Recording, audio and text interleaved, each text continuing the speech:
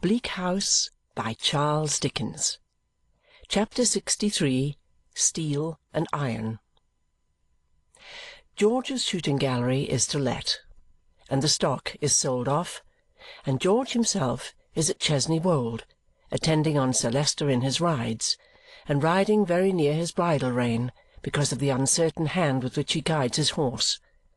But not to-day is George so occupied. He is journeying to-day into the iron country, farther north, to look about him. As he comes into the iron country farther north, such fresh green woods as those of Chesney Wold are left behind, and coal-pits and ashes, high chimneys and red bricks, blighted verdure, scorching fires, and a heavy, never-lightening cloud of smoke become the features of the scenery. Among such objects rides the trooper, looking about him and always looking for something he has come to find. At last, on the black canal bridge of a busy town, with a clang of iron in it, and more fires and more smoke than he has seen yet, the trooper, swart with the dust of the coal roads, checks his horse and asks a workman does he know the name of Rouncewell thereabouts. "Why, master," quoth the workman, "do I know my own name?" "'Tis so well known here, is it, comrade?" asks the trooper. "Rouncewell's? Ah, you're right." "And where might it be now?" asks the trooper with a glance before him. "The bank, the factory, or the house?" the workman wants to know. Rouncewell's is so great, apparently," mutters the trooper, stroking his chin, "that I have as good as half a mind to go back again. Why, I don't know which I want. Should I find Mr. Rouncewell at the factory, do you think?" "'Tain't easy to say where you'll find him at this time of the day. You might find either him or his son there, if he's in town, but his contracts take him away." "And which is the factory?" Why, he sees those chimneys, the tallest ones. Yes, he sees them. Well, let him keep his eye on those chimneys, going on as straight as ever he can, and presently he'll see him down a turning on the left, shut in by a great brick wall which forms one side of the street. That's Rouncewell's. The trooper thanks his informant and rides slowly on, looking about him. He does not turn back, but puts up his horse, and is much disposed to groom him too, at a public house where some of Rouncewell's hands are dining, as the ostler tells him. Some of Rouncewell's hands have just knocked off for dinner-time and seem to be invading the whole town. They are very sinewy and strong, are Rouncewell's hands, a little sooty too.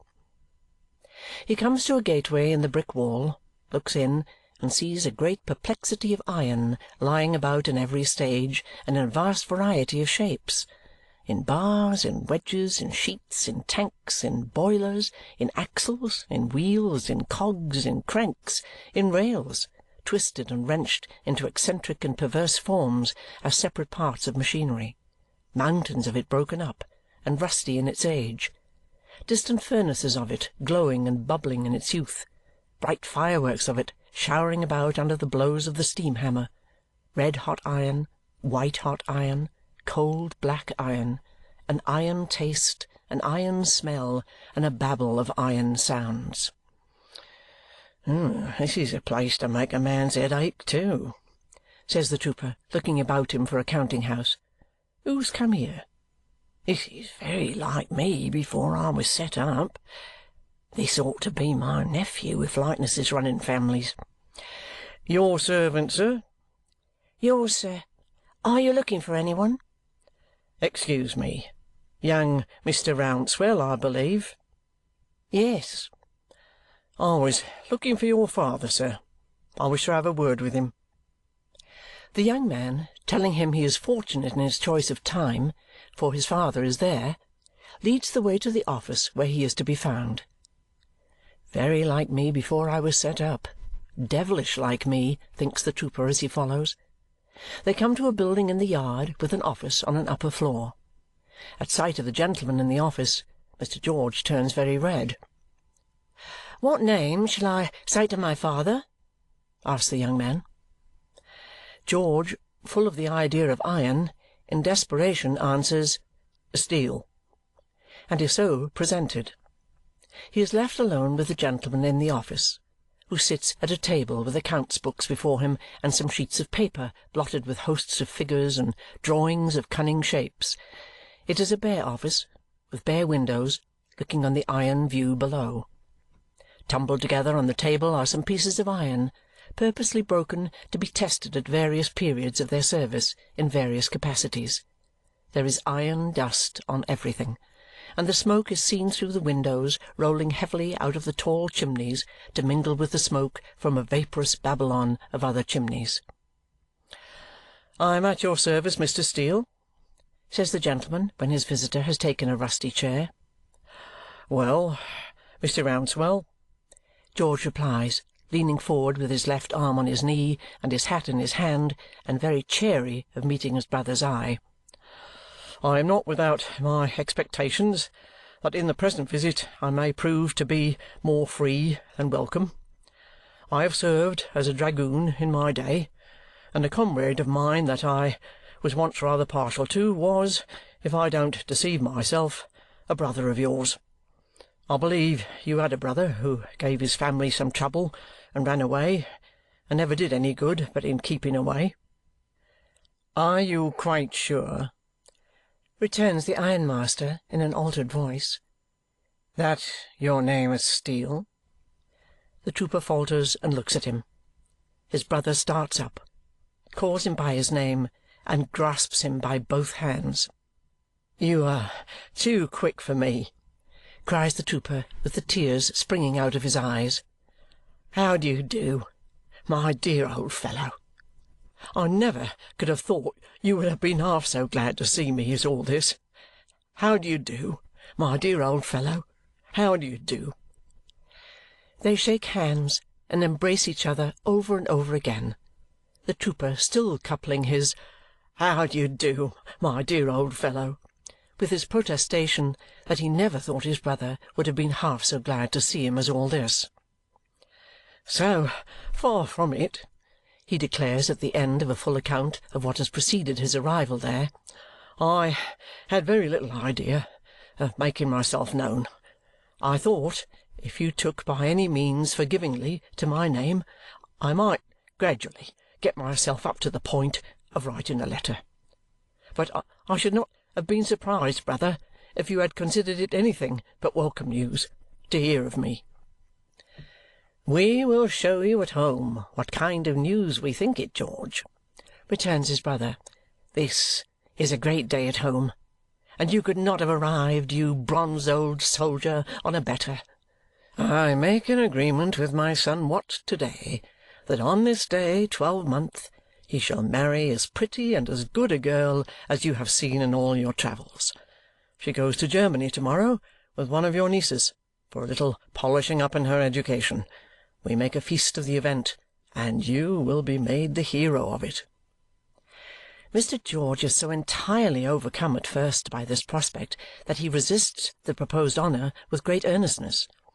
Being overborne, however, by his brother and his nephew, concerning whom he renews his protestations that he never could have thought they would have been half so glad to see him, he is taken home to an elegant house, in all the arrangements of which there is to be observed a pleasant mixture of the originally simple habits of the father and mother, with such as are suited to their altered station and the higher fortunes of their children. Here Mr. George is much dismayed by the graces and accomplishments of his nieces that are, and by the beauty of Rosa, his niece that is to be, and by the affectionate salutations of these young ladies, which he receives in a sort of dream. He is sorely taken aback, too, by the dutiful behaviour of his nephew, and has a woeful consciousness upon him of being a scapegrace. However, there is great rejoicing, and a very hearty company, and infinite enjoyment, and Mr. George comes bluff and martial through it all, and his pledge to be present at the marriage and give away the bride is received with a universal favour. A whirling head has Mr. George that night when he lies down in the state bed of his brother's house to think of all these things and to see the images of his nieces, awful all the evening in their floating muslins, waltzing after the German manner over his counterpane. The brothers are closeted next morning in the ironmaster's room, where the elder is proceeding in his clear sensible way to show how he thinks he may best dispose of George in his business, when George squeezes his hand and stops him. "Brother, I thank you 1,000,000 times for your more than brotherly welcome, and 1,000,000 times more to that for your more than brotherly intentions. But my plans are made. Before I say a word as to them, I wish to consult you upon one family point." "How," says the trooper, folding his arms and looking with indomitable firmness at his brother, "how is my mother to be got to scratch me?" "I am not sure that I understand you, George," replies the ironmaster. "I say, brother, how is my mother to be got to scratch me? She must be got to do it somehow." "Scratch you out of her will, I think you mean?" "Of course I do. In short," says the trooper, folding his arms more resolutely yet, "I mean to scratch me." "My dear George," returns his brother, "is it so indispensable that you should undergo that process?" "Quite. Absolutely. I couldn't be guilty of the meanness of coming back without it. I should never be safe not to be off again. I have not sneaked home to rob your children, if not yourself, brother, of your rights. I, who forfeited mine long ago. If I am to remain and hold up my head, I must be scratched. Come, you're a man of celebrated penetration and intelligence, and you can tell me how it's to be brought about." "I can tell you, George," replies the ironmaster deliberately, "how it is not to be brought about, which I hope may answer the purpose as well. Look at our mother. Think of her. Recall her emotion when she recovered you. Do you believe there is a consideration in the world that would induce her to take such a step against her favourite son? Do you believe there is any chance of her consent to balance against the outrage it would be to her, loving dear old lady, to propose it? If you do, you are wrong. No, George, you must make up your mind to remain unscratched, I think." There is an amused smile on the ironmaster's face as he watches his brother, who is pondering, deeply disappointed. "I think you may manage almost as well as if the thing were done, though." "How, brother?" "Being bent upon it, you can dispose by will of anything you have the misfortune to inherit in any way you like, you know." "That's true," says the trooper, pondering again. Then he wistfully asks, with his hand on his brother's, "Would you mind mentioning that, brother, to your wife and family?" "Not at all." "Thank you. You wouldn't object to say, perhaps, that although an undoubted vagabond, I am a vagabond of the harum-scarum order and not of the mean sort?" The ironmaster, repressing his amused smile, assents. "Thank you, thank you. It's a weight off my mind," says the trooper with a heave of his chest as he unfolds his arms and puts a hand on each leg. "Though I had set my heart on being scratched too." The brothers are very like each other, sitting face to face, but a certain massive simplicity and absence of usage in the ways of the world is all on the trooper's side. "Well," he proceeds, throwing off his disappointment, "next and last, those plans of mine. You've been so brotherly as to propose to me to fall in here and take my place among the products of your perseverance and sense. I thank you heartily. It's more than brotherly, as I said before, and I thank you heartily for it," shaking him a long time by the hand. "But the truth is, brother, I am a I'm a kind of a weed, and it's too late to plant me in a regular garden." "My dear George," returns the elder, concentrating his strong steady brow upon him and smiling confidently, "leave that to me, and let me try." George shakes his head. "You could do it, I have not a doubt, if anybody could. But it's not to be done. Not to be done, sir. Whereas it so falls out, on the other hand, that I am able to be of some trifle of use to Sir Leicester Dedlock since his illness, brought on by family sorrows, and that he would rather have that help from our mother's son than from anybody else." "Well, my dear George," returns the other with a very slight shade upon his open face, "if you prefer to serve in Sir Leicester Dedlock's household brigade—" "There it is, brother!" cries the trooper, checking him with his hand upon his knee again. "There it is. You don't take kindly to that idea. I don't mind it. You are not used to being officered. I am. Everything about you is in perfect order and discipline. Everything about me requires to be kept so. We are not accustomed to carry things with the same hand or to look at them from the same point. I don't say much about my garrison manners, because I found myself pretty well at my ease last night, and they wouldn't be noticed here, I dare say, once in a way. But I shall get on best at Chesney Wold, where there's more room for a weed than there is here, and the dear old lady will be made happy besides. Therefore I accept of Sir Leicester Dedlock's proposals. When I come over next year to give away the bride, or whenever I come, I shall have the sense to keep the household brigade in ambuscade and not to manoeuvre it on your ground. I thank you heartily again, and am proud to think of the Rouncewells as they'll be founded by you."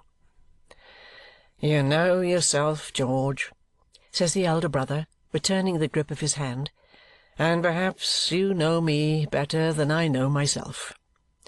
Take your way. So that we don't quite lose one another again, take your way."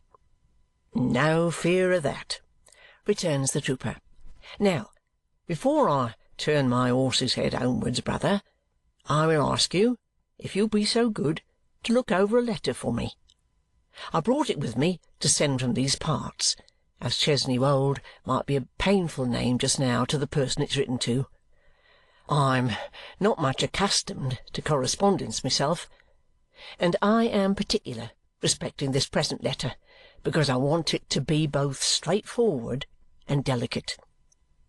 Herewith he hands a letter, closely written in somewhat pale ink, but in a neat round hand, to the ironmaster, who reads as follows: "Miss Esther Summerson, a communication having been made to me by Inspector Bucket of a letter to myself being found among the papers of a certain person, I take the liberty to make known to you that it was but a few lines of instruction from abroad, when, where, and how to deliver an enclosed letter to a young and beautiful lady, then unmarried, in England. I duly observed the same. I further take the liberty to make known to you that it was got from me as a proof of handwriting only, and that otherwise I would not have given it up, as appearing to be the most harmless in my possession, without being previously shot through the heart. I further take the liberty to mention that if I could have supposed a certain unfortunate gentleman to have been in existence, I never could and never would have rested until I had discovered his retreat and shared my last farthing with him, as my duty and my inclination would have equally been. But he was officially reported drowned, and assuredly went over the side of a transport ship at night in an Irish harbour within a few hours of her arrival from the West Indies. As I have myself heard both from officers and men on board, and know to have been officially confirmed. I further take the liberty to state that in my humble quality as one of the rank and file, I am, and shall ever continue to be, your thoroughly devoted and admiring servant, and that I esteem the qualities you possess above all others far beyond the limits of the present dispatch. I have the honour to be, George. A little formal, observes the elder brother, refolding it with a puzzled face. But nothing that might not be sent to a pattern young lady? Asks the younger.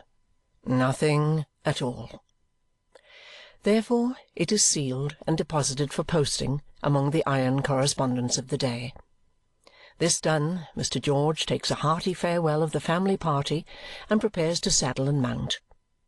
His brother, however, unwilling to part with him so soon, proposes to ride with him in a light open carriage to the place where he will bait for the night, and there remain with him until morning, a servant riding for so much of the journey on the thoroughbred old grey from Chesney Wold.